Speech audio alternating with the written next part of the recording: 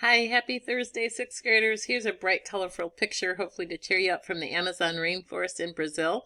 Today, our lesson will be on the region of Brazil in South America, and we're going to focus in on an urgent issue, current event in Latin America, the Amazon rainforest and protecting it. There's a lot of deforestation, the cutting down of the rainforest, and we're also going to focus in on urbanization, people leaving rural areas where they farmed and going to the cities. That's urbanization that we talked about earlier in the growth. Sao Paulo is one of the largest cities in the world, and definitely Brazil's largest city. So we'll talk about urbanization and that. As you go through the slides, please watch the videos. This kind of explains the rainforest and gets us thinking about why it's so important. There's so much biodiversity. There are species of plants that many believe still hold medicines that have not yet been discovered. There could possibly be plants that help us with the cure to cancer, or who knows, even viruses in the future. So we need to protect that rainforest so that biologists and scientists can study the benefits of those plants and continue to grow them before they go extinct because they're cut down and killed in the rainforest. For every acre of the rainforest, there are thousands of species of insects, plants, animals, and many that we don't even know about yet. So biologists spend, that's one of the jobs. A lot of people, scientists study the Amazon rainforest. Make sure that you watch the video closely, and it's going to talk a little bit about that deforestation.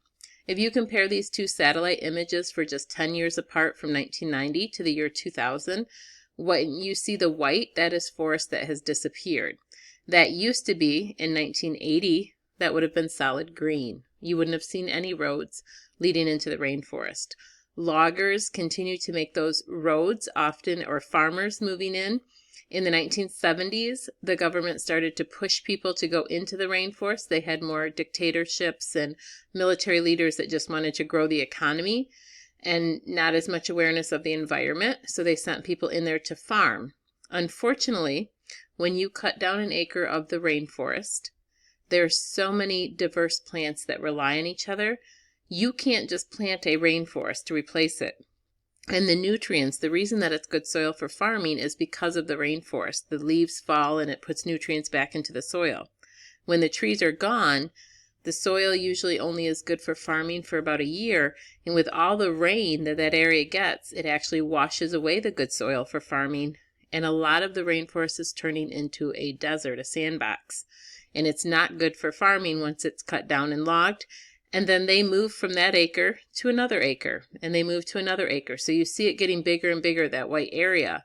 And if we're not careful, if it continues too much, the Amazon is going to disappear on us and turn more into a desert. And that's going to have huge impact on our global warming and our global environment. So the rainforest, all of the trees in the rainforest, trees everywhere, take out carbon dioxide, which anytime we burn wood in our fireplace, anytime we burn oil or gas in our car, we let out carbon dioxide. Every time we breathe, we let out carbon dioxide. And that's just part of the balance. But we need to balance to make sure the amount coming out is the same as the amount. So trees take in carbon dioxide. It's the perfect balance in nature, and lets out oxygen. So for all of us breathing, we need a tree that's going to take in our carbon dioxide and let oxygen back out so we can breathe again.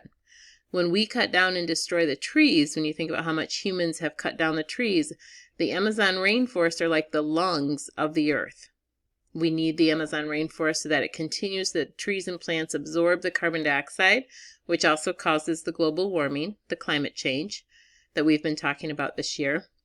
And we want those lungs to work. If loggers and farmers continually go into Brazil and are cutting that down, it's often companies outside of Brazil that go in as logging and try to take the wood, the valuable wood and resources, to other parts of the world. So you're going to read on the slides very carefully. Brazil is best known for its physical feature, the Amazon River. It's about 20% of the world's fresh water. This mighty river flows east from the Andes for about 4,000 miles, and it has thousands of other rivers that flow into it. Read these pages carefully from the textbook. Forest covers more than half of the country of Brazil. Brazil is half the land of South America. So an entire continent, Brazil is half of it. So all the other 12 countries are half the land, and Brazil is half the land. Remember also Brazil was settled by Portugal. This is what Portugal got in the Treaty of Tordesillas. So that's why we learned that earlier. So in Brazil, they speak Portuguese, not Spanish. And that's the beginning history. And then besides the Amazon basin, you have Brazilian highlands in this part towards the Atlantic Ocean in the southern part of it. So there's beautiful cliffs, the waterfalls, Iguazu waterfalls down by Paraguay on the border, or Brazil and Argentina, just beautiful places in the geography there as well. So we're going to talk about a little bit more. You'll read more about the rainforest, how important the ecosystem is, how it balances the fish, spread the seeds. You'll find the piranha, the really sharp teeth fish piranha. Imagine being the first explorers when you think about the Amazon, going in and finding those species. I wouldn't want to be the first one that hung their toes over the boat and discovered there were piranhas in there. Some bright pictures of the animal and the ecosystem that you'll see. So often the river basin, the Amazon River, floods and the forests become part of the river and the river becomes part of the forest, and it works together. So the birds fishing, the fish spreading the seeds, all of the different interesting species of the Amazon, the biodiversity work together. So read these carefully. Here's a little bit about the urbanization that we talked about, the slums, which is just poor housing. It's not meant to be a bad word. Just unfortunately in the history, not very many people own land in Brazil. Most of the land is owned by a small percentage of like 10% own 70% of all the land, which that means that's wealth. Land is your wealth, and they have other people that if you don't own your own land, you have to work somebody else's land. And so that kind of keeps control. And if you have to work somebody else's land, you never get wealthy or get ahead. You're always kind of paying that rent or paying what you have to work their land or getting paid low wages. So it's a system in Brazil that keeps a lot of people in poverty and just a few people wealthy as the land ownership. You'll also read again that Treaty of Tordesillas, beginning as a Brazil colony, how they used slavery just like the Spanish did, sugarcane plantations, selling the wood from the Amazon rainforest. Here's how they got their independence. They have kind of an interesting story. The son Pedro, the family, when Napoleon invaded Europe around 1807, this is right after we had purchased the Louisiana Purchase, so he had money for more wars. He went after Portugal. Portugal's royal family fled to Brazil, to their colony, to be safe and governed from there. When the king returned to Portugal, when Napoleon's armies gave up and the armies fought each other, his son Pedro stayed in Brazil. And the people asked for independence, and the son gave them, I'm sure there was some negotiating and talks, but in a simple version, he gave them their independence. There wasn't any war. They were just going back to their home in Portugal, and so he saw the value in giving the colony their independence. So Brazil won their independence in kind of an interesting story. So environmental issues, just remember in that rainforest, it's important because it takes the carbon dioxide out. They're like the world's lungs, but it also holds so many valuable resources. The plants might be used for cures, for treatments, for relieving pain, and we need biologists to be able to be in there and to study and to understand that resource and to protect and preserve our rainforest all around the earth, but the largest rainforest is in Brazil. And then here's a picture of that deforestation. You can see how it turns at that brown dirt. Now imagine at one time in these acres, there was a rainforest and now it's gone and you'll never be able to plant it again. So this explains some of the causes of that destruction. Make sure you read the slides carefully. These would be the textbook pages we would go over and read in class. And you can see here that brown, that's like the desert. Once the rains come and they wash the soil away, you have big patches. And that's what you see from those satellite images that look kind of white. It's really just these brown patches where the dirt has been washed away and underneath there's like sand. And you can't farm it anymore. It's not, and they have to move into other areas and they do the same thing. So it continues to get bigger. So you can see the areas grow. This shows the yellow deforestation before 1997. Our textbooks are a few years old, so the data only goes to 2006. There's been a lot more since. And in that deforestation, loggers go in and they don't realize there are tribes. They don't always know where the tribes live in that Amazon rainforest. Remember, it's a quarter of the land of South America. There have been tribes that have never come in contact or been exposed to any of the viruses, they don't have immunities like other people living in the Western world. So some have been protected. The government of Brazil more recently has tried to protect, because there are only a few of those that haven't been exposed to modern technology still living in the Amazon today. And we want to protect their cultures and their people, because if other people go in and have contact with them, especially now in this scary time, you understand they could carry diseases that would wipe out their tribe. So they're trying to keep that distance, but yet help a humanitarian make sure they have what they need and protect them from these loggers, because often these loggers are sneaking in because it's so hard to get to, and building these roads without the government really knowing, because it's such a large area. It's hard to imagine. So this gives some ideas of what they're trying to do. Sometimes there is corruption where a local government will pretend they don't see the loggers and they'll get some payment. That's corruption, when you get paid and you do something you're not supposed to as a government leader. And that's happening a lot in the rural part of Brazil, because people are poor and they're desperate and they need that money, or they want that money. Sometimes it's just greed also. So we have to work globally to try to protect these rainforests and to try to help Brazil. This is a picture to help you understand photosynthesis. Plants take in the carbon dioxide. That's how they make their food. And then they release oxygen in that process of photosynthesis, and we breathe in the oxygen. So you need this perfect balance, stumbling on my tongue there, perfect balance between us breathing, that's respiration, the carbon dioxide and the oxygen. We need that cycle.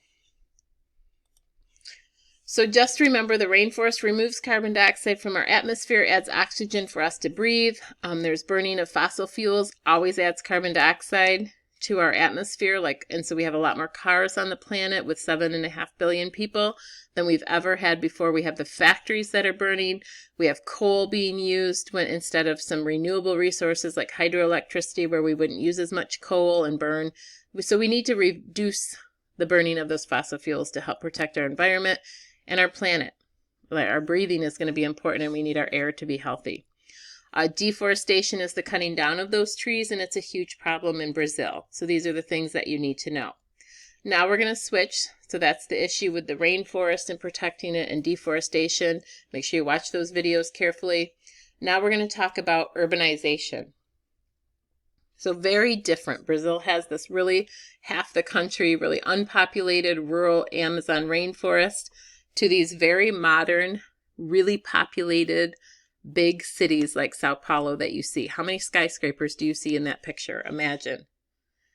And then on the edge of this city, where you see all those modern, luxury, new skyscrapers, you have people who are coming out of those forest areas, out of the highlands, to these cities, especially Sao Paulo and Rio de Janeiro, and they're rushing to the city for better education for their kids, for jobs, and to make a living, to work hard. They know they'll work hard, but they're putting together these poor makeshift housing, and they're often unsafe just because they're put together not with codes or with builders. They wire them themselves to the electricity. It can be very overcrowded, very dangerous. They don't have necessarily the garbage removal and the water that they need to keep them clean. And it's just a hard way to make a living. And so the government of Brazil has to figure out what to do with these and how to try to make housing safer for the people, because there can be accidents, there can be fires, and the government wants to help protect the people. So you're going to watch a couple video clips on how Sao Paulo, pay attention to the dates, the size it starts out, and how it has urban sprawl, how the population has grown, and you're going to be amazed at how big that city has gotten. Then you're going to watch a small video clip about what the government is doing for this urbanization, to try to help people get out of those favelas and to live in smaller apartments. So they're trying to create affordable housing and to get people into better conditions and that are safer. So urbanization, favelas are the poor housing in Brazil, in big cities like Sao Paulo, used by the people migrating for jobs or better education. A problem is in those, they often don't have enough fresh, clean water. Imagine that the Amazon rainforest is a huge part, 20% of our fresh water. But in the cities like Sao Paulo that you saw and in those favelas, they don't have the infrastructure, the pipes, the water for clean drinking water. And in areas that they go, they may not have good, safe water. Wealth, and part of that is because in Brazil, a lot of the wealth is not distributed evenly. 10% of Brazilians control 70% of the land. So you have a lot of people that don't own land that they can live on. So that's why they have to put up the favelas, and those are on land that doesn't belong to them. So if the government comes through, they sometimes have to remove entire neighborhoods because they're on somebody else's land that just hasn't been used or isn't theirs. So the government could take them off of that. So I'm going to ask you to watch those video clips, read the slides carefully, and then you're going to complete 52120 Brazil check-in. Thank you guys. Have a great Thursday. Have a great Memorial Day weekend. No advisory check-ins, remember, on Friday. Just enjoy a nice weekend, and we'll continue lessons next week on Tuesday.